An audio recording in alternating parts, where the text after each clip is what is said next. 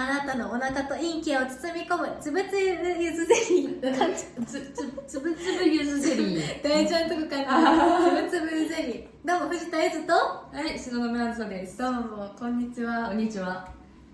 ゲストでね、つぶつぶゆずゼリー会史上2回目のゲストはうちの同じ事務所のね東雲あずさちゃんに来てもらいました。お願いします。頼めてない大丈夫か大丈夫か。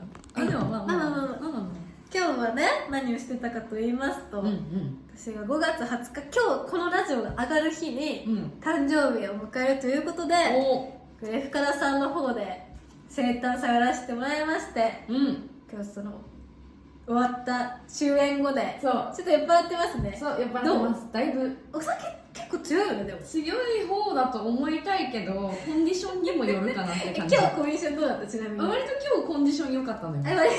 割と良かったの。いつもお世話になってるスタッフの方に今半をなんともらったり、ケーキもね、ケーキはこれはお客さんに入れてもらったスペシャルケーキが見るかな。ショートケーキとチョコケーキとチーズケーキ、実はね土のように見えてチーズケーキです。これねつまみながらね話していきたいね。いやでも出会いはさ、5年前とかじゃない？そうだよ。だから私がデビューしたかの時とかに会ってるから、いや長いよね。そう長いんですよ。長いよね。いやなんか全然話変わっちゃうかもしれないから。全然自由に話してほしい。大丈夫？なんかさ、今まで割と人間関係でこうめっちゃ長いよねっていう人ってあんまりいなかったんだけど、だから大人になってこの仕事を始めてから、その5年とか4年とかの付き合いって増えてきて、だからすごい逆にコミュ力上がってるんじゃない？逆にそう学生の時よりちゃんと友達作れるようになったっていう。大人にさなると友達作るの難しいっていうさ説あるけどさ、逆だね。そう逆にそう逆だったかも私の場合だから、そうだから友達ができて嬉しい。そうなんかさ東雲がさぶつかりおじさんにぶつかりました。駅でよく会うっていうそう駅でなんだよね。そう駅で会うの。電車降りた直後なのとか、そうあとはなんか乗り換えのなんかうねうね行ってるところとか、そういう時とかにめっちゃなぜか出会うんです。それはさいっぱい人がいるとこだ。いっぱいいるところの時もあるし、なんか割とあんまりいないのになぜ私を狙ってきたんだろうみたいなところもある。私1回だけぶつかりさんに会ったことがあるのが、なんか浅草駅なんだけど、誰も人がいない。浅草駅ってなんか結構いろいろさ、地下通路が栄えてたりするじゃん。それで誰もいないと私が普通に歩いてたら、おじさんだけがひたむきにひたむきに私に向かって歩いてくるなと思って、なんかおじさんなんか元気そうだなと思ってたら、すごい一直線でこっち来るなと思ってて、へーって思ってたら、ドカーンって来たの。怖っ。誰もいなかったからさすがにスマホとかもお互い見てなかったから、なんかさぶつかりおじさんの話するとさ、お前がスマホ見てたからそうなんかぶつかっただろみたいな話あるじゃん。別にスマホ見てない見てないそんなになんか休養がない限りあんまスマホ見て歩かないし、駅とかでなんかめっちゃただ単純に歩いてただけなのになぜか前方から異物が混入してくるみたいな。そう怖いよね。あれめっちゃ怖いよね。なんかそれで言うと私なんか全然そういう迷惑行為じゃないんだけど、電車並んでるじゃん。電車来ると思ってホームに並んでて、そしたらなんか前のおじさんがリュック背負ってて、下ろすか前に抱えるか多分しようとしてこう肘を引いた瞬間に私のこのね、放乳豊かな胸、バクリドーンって肘直できていやさこれさ胸がある人だったらさ痛くないのかもしれないけど、パインってなるのかな。私のその胸があるとか言って強がって申し訳なかったんだけど、いやでもどうなんだろうね。でも逆に私おばさんにもエルボー食らったことあるよ。あ、肘でうんしかもちょっと怖かったのが満員電車だったのでさ、うん急停車したんだよ、車じゃない電車がね、急停車して、うんでどうしてもつり革捕まってたんだけどバランス崩しちゃったわけ、うん周りも結構そういう人がいて、で私そのなんかよくわからないおばさんにんぶつかっちゃって「あ、すいません」っていうふうに言ったうの、んそしたらなんかすごい私のこの顔面に向かってこうやってやってくるからなんだこの女って思っていやそれはさ、うんなんていうの、うん確信犯だよね。そうなの、そいつは確信犯なのだから、うんうんで私もさなんだこの女って思ったからなんかってやり返しちゃったの、それでかっこいい。だから本当に強い女だよ。そうやり返し癖がある。いただきます。美味しい。美味しい？どれから食べようか迷ってる。でもそのリュックを言い直したおじさんは多分わざとじゃないのよ。そうだよね、わざとじゃないよね。そう後ろ見えてないから絶対わざとじゃないから責められないんだけど、乗り込む直前じゃん、その荷物を背負い直す瞬間って、すごいうってなって、呼吸困難になったの一瞬。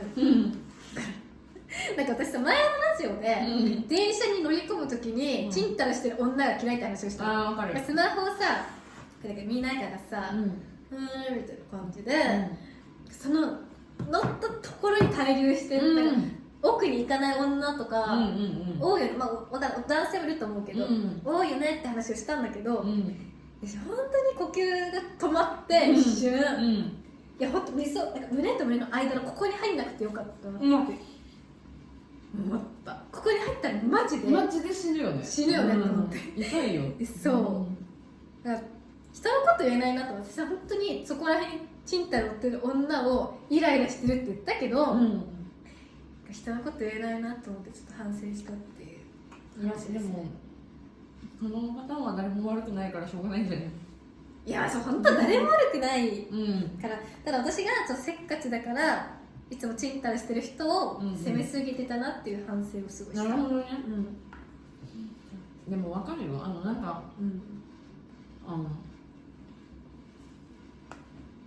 新宿駅とかそれこそさ、新宿はね、ここに来たちょっと人が多すぎるじゃないですか。まあそうだね、なんかちょっとしんどいじゃん。前進めなかったりするんだ。確かにね。まあイラッとはするもん、私も。そうだね、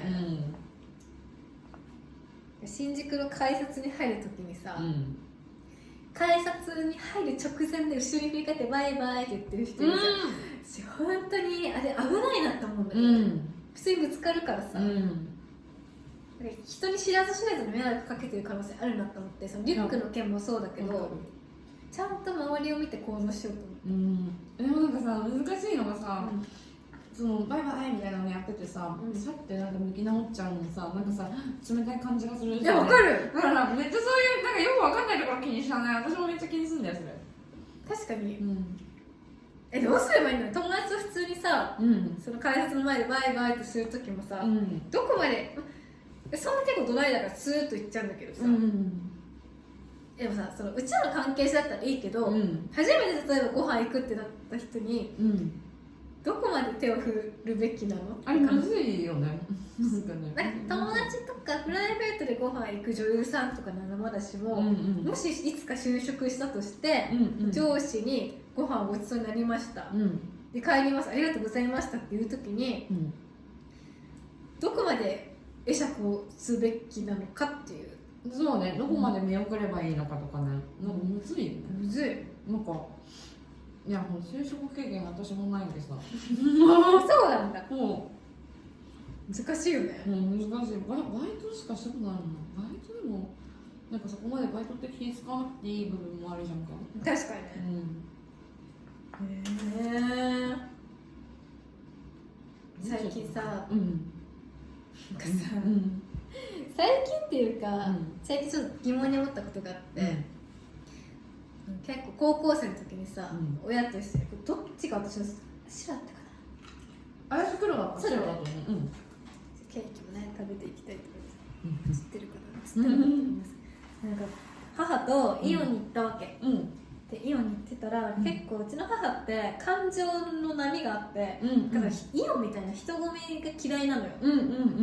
それですごいイライラしてて、イオン行ったことに対して、それなんか無言になってなんか本当私が話しかけても無視するみたいな親だったの、でなんだけど実はもう例外なくその日も母がなんか機嫌悪くなっちゃって、私がなんかすごい機嫌伺ってて、そしたらお母さんがトイレ行ってくるねって言って、トイレ行って帰ってきたらジーパン、お母さんのジーパンのウエストのところからトイレットペーパーがしっぽり出ててさすがに言うじゃん、でそれで、尻尾のおかげでお母さんもなんかすごい機嫌が良くなって恥ずかしいわって言って、なんか良くなったというか、今がねでも機嫌が治って、ちゃんと話してくれるようになって、よかったなと思ったんだけど、そんな人さ見たことある？尻からトイレットペーパー出てる人一回だけあってあるんだなんかね、中学生の時だったんだけど、それこそ前の席の女の子が、トイレ休憩で、休み時間あるじゃん、からトイレから帰ってきて、でずっとそれこそ本当体操着だったのうち学校生活は高校の時だけは制服じゃなきゃいけなかったんだけど、もうね体操着のズボンの上からこうやってそれこそ同じような感じでトイレットペーパーがなぜかするって出てるねで私ずっと「ん?」って思ってて、これでも多分言ってあげた方がいいよなって思って後ろから見てて、いやだから普通になんかこっそりドンってやって「ごめんね」ってトイレットペーパーが出てるって言ったの言ってあげたの。優しい、私言えないんだけどクラスメートだったらいやなんかしかも向こうがさ、なんかもうクラスの中でも本当にあんまり喋んないタイプのすごく物静かな子だったのね。だからなんか東雲は物静かじゃなかったんだよね。東雲は割と物静かだったと思うんだ自分ではでも単純にちょっと多動すぎるからなるほどね。だからなんか動きがうるさすぎて逆に悪目立ちするタイプだったんだけど、いい意味でね、いい目立ちだよ。いい目立ち、いい目立ち。変目立ち変目立ちでも勇気出して言ったんだ。と思って言ったの。そしたらその子がもう顔真っ赤にしてトイレ行ったのを見て、なんか本当にごめんと思って。でもそれでさ、なんか変な陰湿な人に見つかってさ、後からさ、その人のあだ名がさトイレットペーパーになっても困るじゃん。よかったよ気づいたのが東雲で。そうだよね。変に言いふらすわけでもなかったし、もうなんかすごいね、いやなんか気づかれた方も気まずいよねって思って。確かにね。もうなんだろう、面白かったね。面白い。でそれで、うちの母がさ、でもう一回それやらかしたんだって、同じことを職場でね、あの人は。武勇伝のように言ってくるわけ。なんだこいつはと、すっごい笑われて、笑いの種になって恥ずかしかったわって言ってるけど、その実めちゃくちゃ誇らしそうなわけ。なるほど。だからその自分が笑いを取ったっていう、なるほどね。ちょっと誇らしげだった娘で。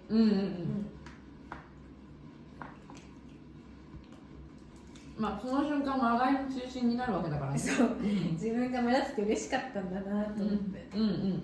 でこんな母親、母親の血は継いでるから、こんな恥ずかしい人間にはなりたくないって生きてきたわけ。で最近さ整体に通い始めたんだけど、初めて整体に行った日に、結構寒い日だったの。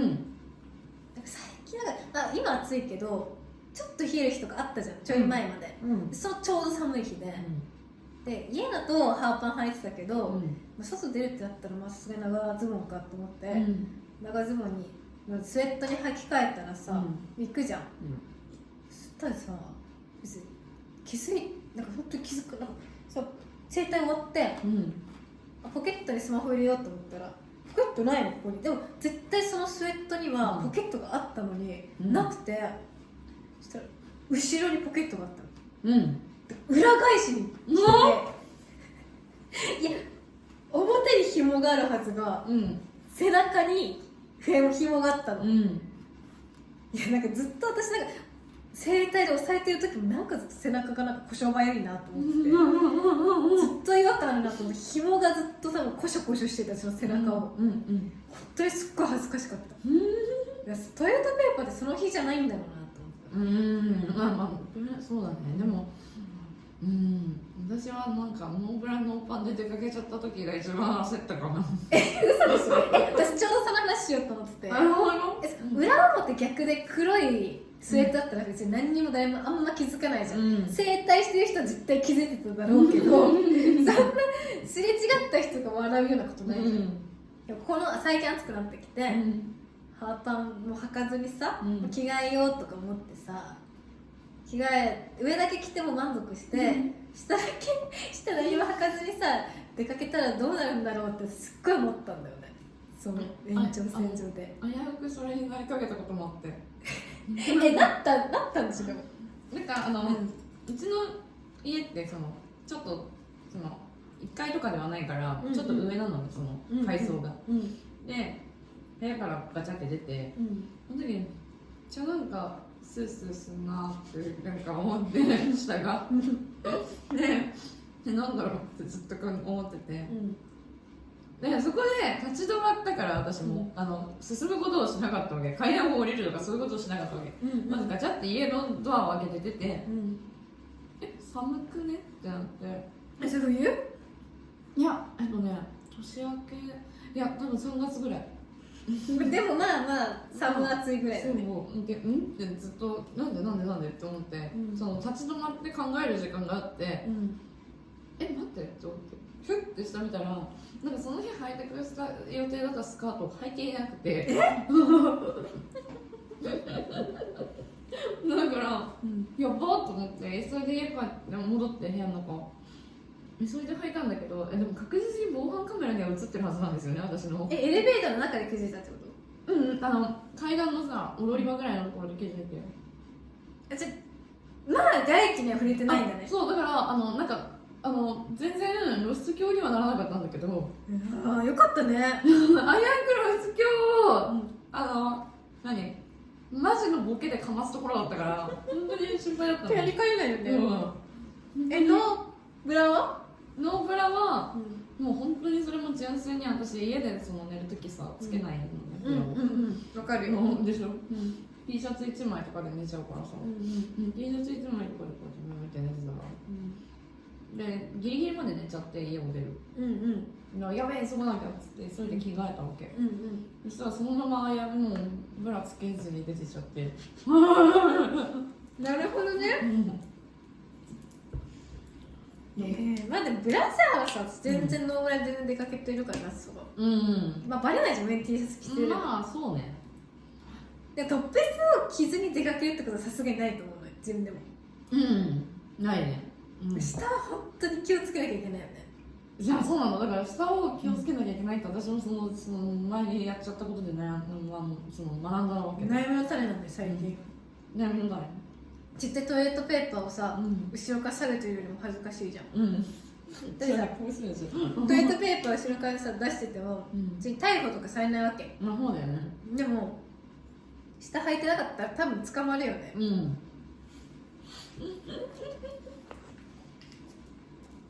まりたくないからね。捕まりたくないね。いやそうだから私も危ねえと思って、その時捕まるとこだったよと思って。なかった。何にも悪いことしてないつもりなのに、よくて親切なおばさんが教えてくれるから。でもあれかな、ちょっとあれの話になっちゃうけど、そのなんかもちろん全然何もかもちゃんと忘れることなく身につけてる状態で、女の子の日が来ちゃって、その漏れちゃった時とか、あれも結構地味に私恥ずかしいなと思っちゃうのね。いやまあね、そう周り恥ずかしいっていうかさ、汚いよねって思っちゃう。思っちゃって、なんか周りの人がそうなっちゃってる分には、なんか我慢してたのかなとかって、なんか要はなんか体調しんどくないかなとかさ、確かにね、そっちの方が心配になるんだけど、なんか自分はさだとさそれやっちゃうとさうん、めっちゃすいませんなんかみたいな感じで確かにねそう思っちゃう。なんかさパンツあなたさズボン履き忘れてるわよとかさ言えるけど、なんか生理とかって言いづらいよね。言いづらいなんか、だからなんかその、絶対にあなた履き忘れてるよ言った方がいいじゃん、でも生理出てるわよってさ、言っていいものなのか悪いものなのかさ、結構ボーダーラインだよね。その人は別にさ血を漏らしてたとして、捕まるわけじゃないじゃん。そうね、そうなの。それがなんか、露出狂になるわけじゃないから、難しいよね、どうしよういたら。でも私見かけたことないんだけど出てる人。私1回だけそれこそ電車の中で会ってさ、多分なんかそれこそなんだろうあれ、なんかまあ結構ピタッとしたスキニーみたいなの履いてて、でなんかあれまずいかもって思ってそれを見て後ろから、でも私も迷っちゃってどうだけるか、ね、でもこれ言っといてあげないとなって思ってどうしようって考えた時に、なんかって思ってカバンの中探したら、ナプキンが奇跡的に1枚あったからすごいね、偶然って思って、だから声かけるついでに、それを渡して解散した。偉いじゃん、ありがとうございますって。そうよかったね、いいことしたよ。降りてトイレ行った方がいいと思いますっていいことしたね、さすがだよ。でも今は、どこを探してもカバンの中に入ってないからもうダメなの。もし今日帰りに見かけてもどうすることもできない、何もできない。ただ伝えるだけのやつになっちゃう。いや、わかるいやでもこれさ、男性が伝えたらどうなの、キモいのかな。どうだろうね。なんかさ、パンツズボン履き忘れてるよってさ、おじさんに言われたらさ、別にありがとうって思わない？うちらだったら。もううちらだったらちゃんと声かけてくれたんだそれって思う、ありがたいと思うじゃん。でも普通の人からしたらキモいなって思うじゃん、多分。なんかそれもかわいそうだよね、なんかね。そう、それもかわいそうだよね。おじさんってかわいそうだよね。生理はさすがにあれか、キモいって思われるか、親切心で言ったとしても。確かにわざわざ言わんでもよかったやんって思われちゃうかもしれないよね。ジレンマだね、男性ってかわいそうね、そう考えると。いや難しいですね。じゃあ、お便り読もうかな。これ普通歌のコーナーで、ラジオネームゆずえもんの奴隷になりたいさん、ありがとうございます。藤田さんこんばんは。ゆずえもんの奴隷になりたいって言いながら藤田さんこんばんはってすごい他人行儀な。コーナーのテーマとずれているかもしれませんが送らせていただきます。これ違う、普通歌じゃなかった、ごめんなさい。喜怒哀楽のコーナーで、これなんか喜怒哀楽の感情、どれかの感情が動いたことについて送ってくださいっていうコーナーなんだけど、自分は喜怒哀楽があまり表に出ない人間なので、イベントなどに参加した後で毎回つまらなそうに見えて迷惑だったかなと不安になってしまいます。もちろん会えて嬉しいし会話するのも楽しいのでこれからも参加していきたいのですが、女優さん側から見るとファンの人たちってどういう感じに映っているのか気になります。なるほど。でも来てくれるだけでさ嬉しいよね。ありがたいしな。でも今日みたいなイベントだったら確かになんかさ爆笑とかはすごいなんか無理やり笑ってくれてるのかなとかさ、気使って笑ってくれてるのかなって思う瞬間もあるじゃん。なんだけど微笑みはしてほしいよね。ニコニコはしててほしい。そう。すごい1対1で話してて、ずっとぶっちょうずらってことはなかなかないと思う。そうだよね。微笑んでくれると嬉しいよね。そう。微笑み一番。よかったってなる。そう。安心するの。安心するよね。別になんかさ、お小言を言わなきゃいいよね。ぶっちゃけ表情筋がない人だったとしても、ダメ出しとかされるとちょっと傷ついちゃうからさ。そう。なんかあれは言わんでええだろうみたいなこととかじゃなければ、ちゃんとさ、自分だからイベントとか慣れてない人は、何話そうかなって考えて、自分がこう言われたらどう思うかなって第三者的に考えて、まあ問題ないって思っったら、まあそれ言ってくれればいいしっていう、間違いない。なんかでも指摘したい人とかもいるのかな、物申したい人とか。なんかね、指摘したいとか物申したいはあんまり私見たことないけど、なんか昔ちょっといたのは、すごい気になるなって私が思ってた人が、なんか照れ隠しみたいな感じで、まあ東雲さんは僕の中で2番目だからとか言っちゃう人。でもそれって言わなくていいじゃん、わざわざっていうふうに思ってたかも。難しいね。なんかそれの対応も難しいよね。なんで私一番にしてくんないのとかさ、なんでそんなこと言うの、やきもち焼いちゃうとかさ、なんか言えるタイプでもないじゃん、うちら。まあそうなの。だからなんか普通になんか自分も良くなかったなって思うんだけど、最後の方はあまりにもそれを言われすぎて、しつこく言うのは良くないね。そう、ちょっと嫌だなって思ったから、言われてる側の気持ちって考えたことあるって普通に言っちゃったこともあるかも。いやだから、やっぱ最終、そうなるし、その相手の立場に立って考えてねって思うから、やっぱ常にその何言うか悩んでるっていう人は、相手の立場に立って考えてねっていうことだよね。まあでもそれ以外だと別にその保表情筋が豊かじゃなくても別にそんなに気にしないよね。まあでも微笑みがあるとちょっと嬉しいかなっていう感じですかね。もう一個読もうかな。何読もうかな。これこれちゃんと普通オタのラジオネームつぶつぶみかんさん、ありがとうございます。お便りをお読みいただきありがとうございます。おたまトーンを早速事務所に送ろうと思い、レズさんの事務所をネットで調べてみましたら、なんと住所を非公開にしています。これは困りました。フォームに登録してあるメアドに住所を送っていただくことは可能ですか？お忙しいところ本当にすいませんが、どうかよろしくお願いします。おすすめの少女漫画面白そうですね。ポンコツちゃんが主人公の漫画、外れはないですね、ということで、うちら同じ事務所なんだけど、事務所の住所って公開されてたよね。されてた気もするけど、でも今されてなかったりするのかな。ちょっと調べるか。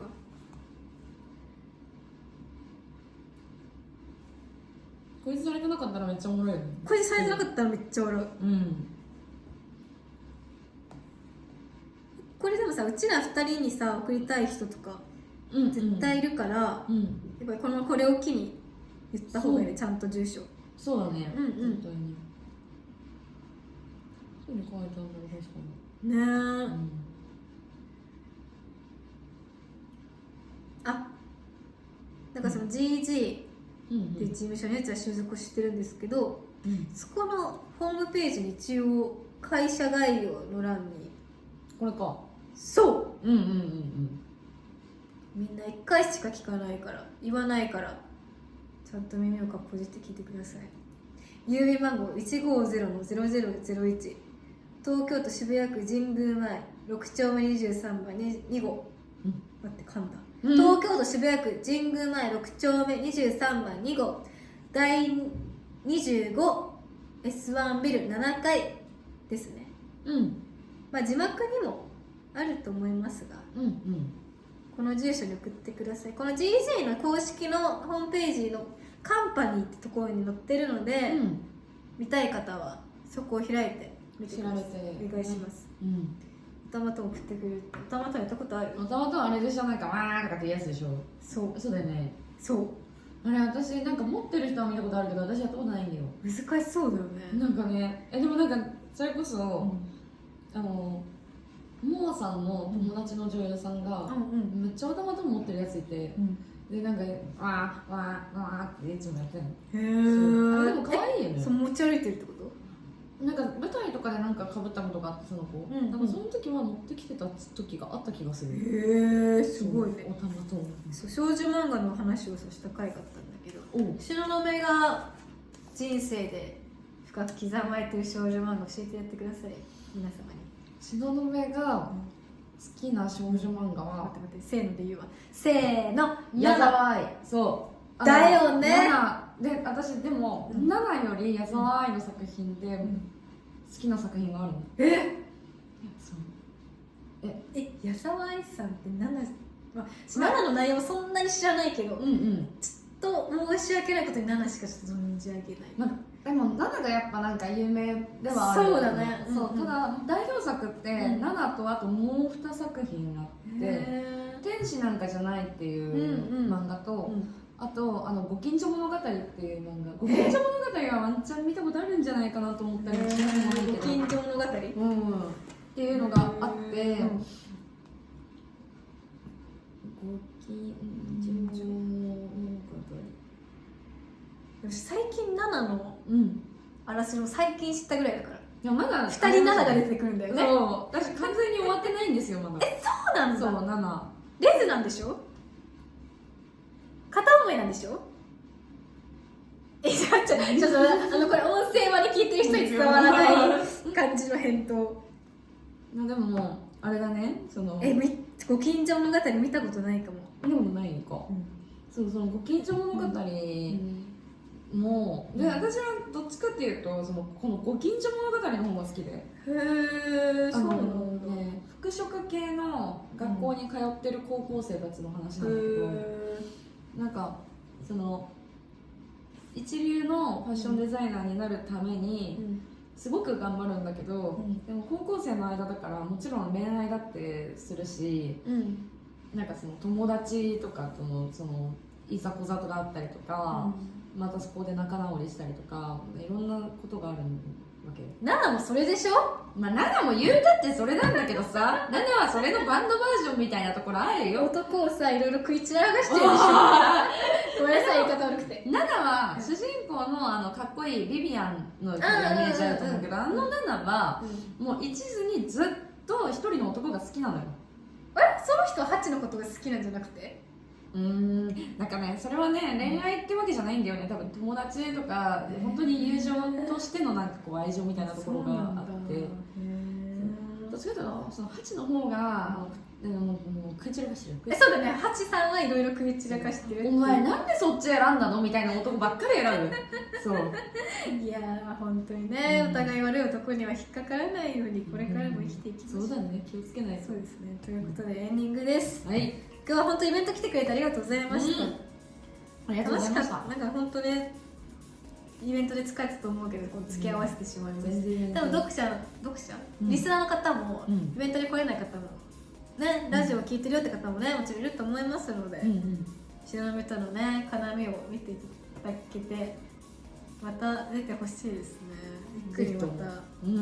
で、現在つぶつぶゼリーは動画を YouTube、音声版を各種ポッドキャストにて配信中です。すべて内容同じです。お聞きのアプリで高評価、チャンネル登録、コメント、通知オンの方よろしくお願いします。Twitter での感想はハッシュタグつぶつぶゼリーでお願いします。お便りは概要欄の Google フォームにて募集中です。